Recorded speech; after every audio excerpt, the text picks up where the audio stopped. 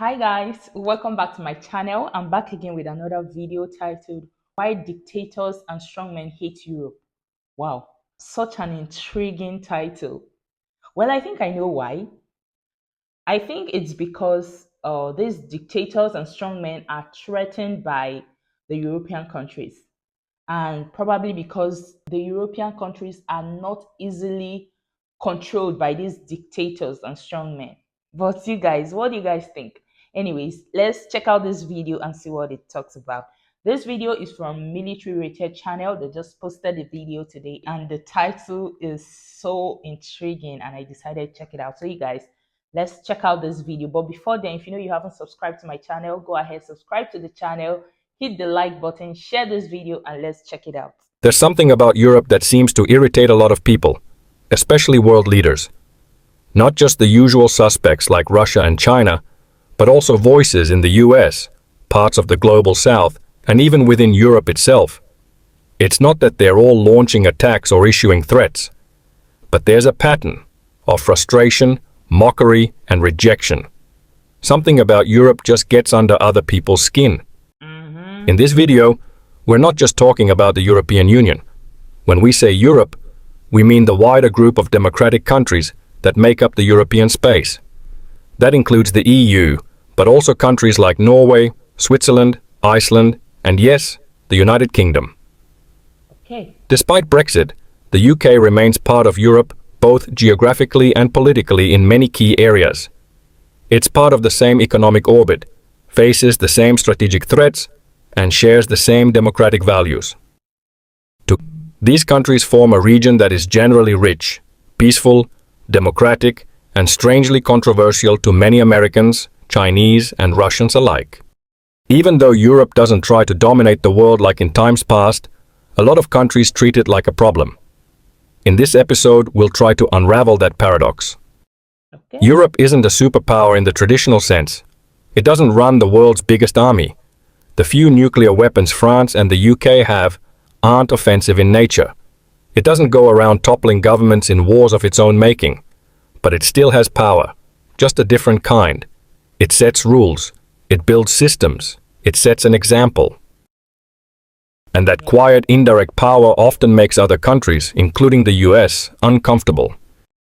Europe's economy is massive, home to more. You know, that's why I said I think it's because they feel threatened by the European countries, and you can hear that. Wealthy consumers than any other continent. Its companies operate around the globe, and its rules on trade, the environment, data, and safety quietly shape how the rest of the world does business. A company in the US or China that wants to reach European customers often has to adjust how it operates. And when governments strike deals with Europe, they usually face conditions too: commitments to human rights, democracy, or environmental protection. If you got this far in our video, That's why, maybe according to the title of this video, that's why they hate them, because they are not easily controlled like other countries, and which is a good thing, right? Well, we'd be honored if you hit that subscribe button. Once we get above 100,000 subscribers, YouTube helps shield our channel from the dangers of hackers, phishing, and other threats. So we'd be really thankful for your help. Part of the reason for the Europe hate is cultural. Europe is deeply tied to a certain idea of what modern societies should look like. Public tax-funded healthcare and education, free elections, independent courts, and strong consumer protections. It's a model based on compromise, slow change, and rules that apply to everyone. That doesn't mean that it is perfect. To people in Europe, this makes sense. But to many leaders elsewhere, especially strongmen and dictators, it looks like a challenge. Because when Europe says, "This is how we do things," it can sound like, "This is how you should do things too." And for authoritarian governments, or even more traditional democracies with very different values, like in example Orban's Hungary or Donald Trump's USA, that feels like pressure. They see Europe as moralizing, arrogant, or stuck in the past. That's especially true in countries like China and Russia. The Kremlin views Europe as a threat, not only because Europe is rebuilding its military at a pace Russia can't hope to match, but because it proves you can be rich and free without controlling everything from the top down. And that's dangerous to Putin's whole story about needing a strong hand to avoid chaos. Russia's hate towards Europe is especially visible among the so-called Russian elites. As Putin's foremost puppet and previous president and prime minister Dmitry Medvedev recently put it, Brussels and Europe today is a real enemy of Russia. The European Union is no less of a threat to us than NATO. He frames Europe, not just its military build-up due to Russia's invasion of Ukraine, but its democratic values-based model as hostile to Russian interests. The same contempt of Europe can be seen in China too. Beijing doesn't just see Europe as a trade rival, it views Europe's values and democratic influence as a significant ideological challenge. And Europe holds economic power over China like no other continent. In 2024 alone, the wider European democratic space imported more than €530 billion worth of goods from China, making it China's largest single export market. Russia and China viewing Europe as a threat is actually very interesting to me because it shows that Europe's values and influence are being taken very seriously by these nations, and which is really something impressive if you ask me. Oh. Those imports accounted for around 20% of all European goods imports, while only about 8% of Europe's exports went back to China. That trade imbalance, roughly $300 billion, gives Europe a major strategic lever. Meanwhile, at a tense EU-China summit in mid-2025, China's Commerce Ministry voiced its strong dissatisfaction and resolute opposition to European sanctions targeting Chinese firms linked to Russia's invasion of Ukraine. European leaders have warned that Europe cannot stay completely open to Chinese trade, especially the flood of online shop imports, if European companies don't get fair access to China in return. Nearly 20% of China's exports go to Europe, but only about 8% of Europe's exports go the other way. If trade broke down, it would be much harder for China to replace Europe as a customer for its higher-end products like green energy equipment, electric cars, and cheap electronics, because these are mostly sold to rich countries in NATO, plus Australia, New Zealand, South Korea, and Japan. Europe, on the other hand, could replace its 8% export loss much more easily than China could find a new market for 20% of its exports. Even in the United States, Europe's longtime ally, there's a kind of eye roll that's become more common, especially among the MAGA wing of the Republican Party, but also in Democratic circles. Europe is often mocked. To them, it stands for everything they say is wrong with liberal politics: regulation, environmental laws, taxes to pay for welfare, and human rights. Trump has called the EU an enemy on trade, claimed Europeans are freeloaders in NATO, and accused them of taking advantage of the US economically and militarily. The European countries as freeloaders, that's crazy because it's obvious. We all know that the European countries are valuable allies and not freeloaders, please. And perhaps worst of all, Vice President J.D. Vance, famous for his rumored love of furniture and makeup, dismissed America's allies, who often sacrificed just as much per person in Afghanistan, as nothing more than random countries with no fighting experience. But most of these talking points fall apart if you scratch the surface a little. Take defense spending. Yes, some European countries have historically spent less on the military. But since Russia invaded Ukraine, defense budgets across the continent have surged, especially in countries like Poland, the Baltics, Germany, and the Nordics. NATO is stronger, not weaker, and European troops are deployed across Eastern Europe, holding the line.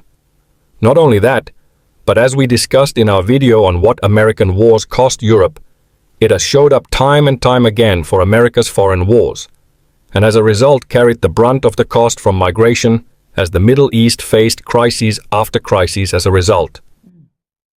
Or take the idea that Europe is declining. MAGA voices love to talk about European weakness, but Europe's quality of life, public health, education, and innovation consistently rank among the best in the world. People want to live here. Companies want to invest here. The idea that Europe is falling apart is more culture war fantasy than fact.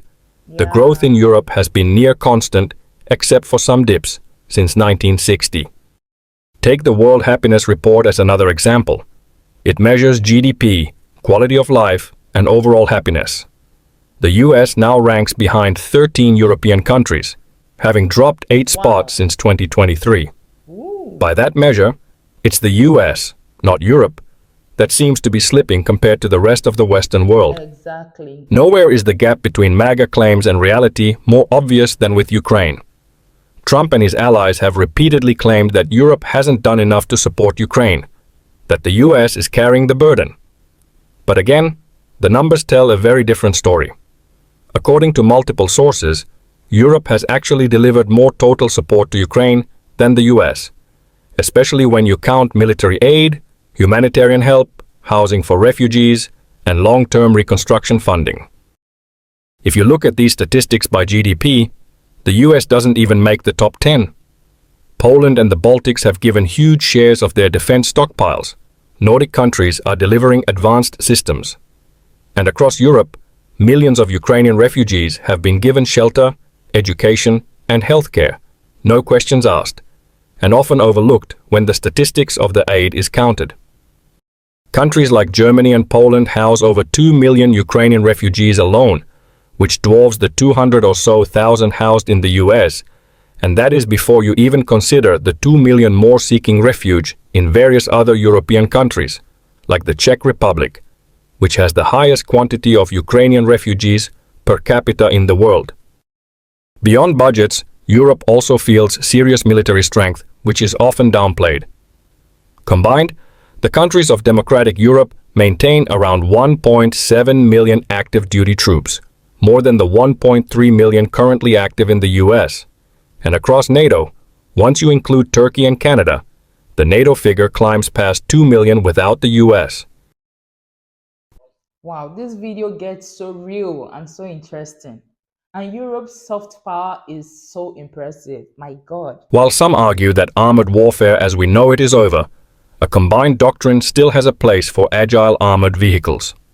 European countries operate around 4,300 tanks, compared to about 5,600 in the United States.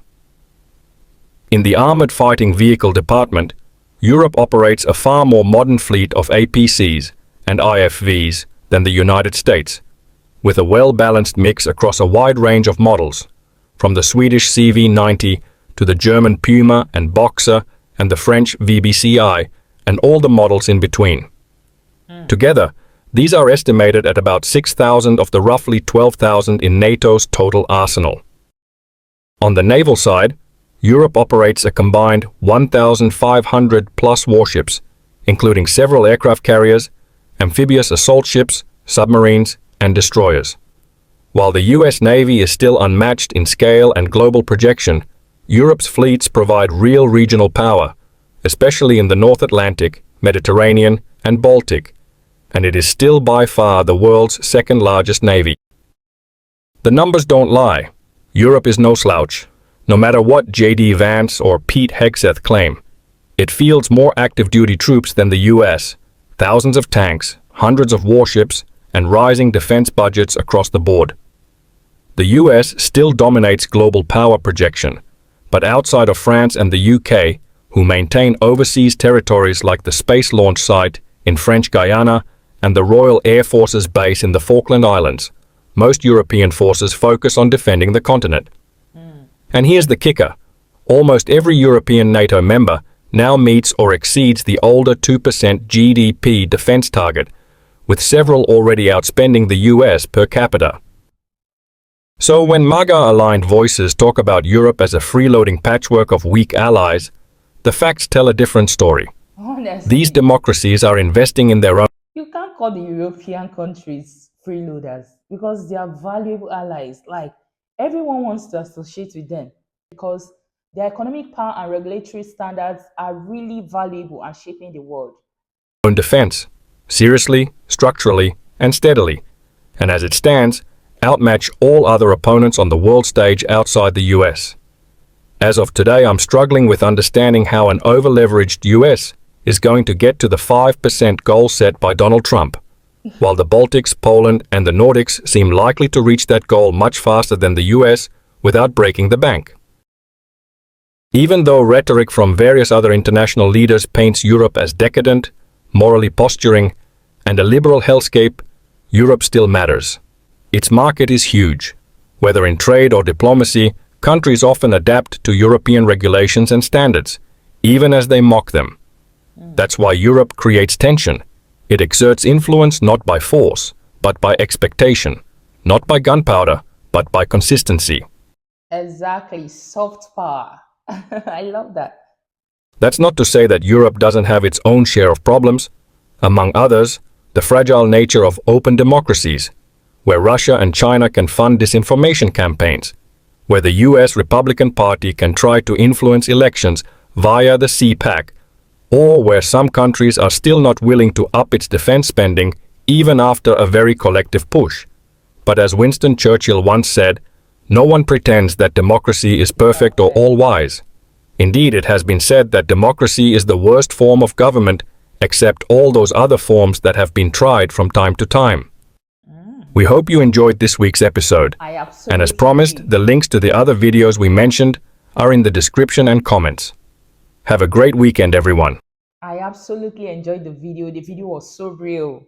It was so interesting. And one thing that really amazed me in the video is someone thinking of the European countries as freeloaders.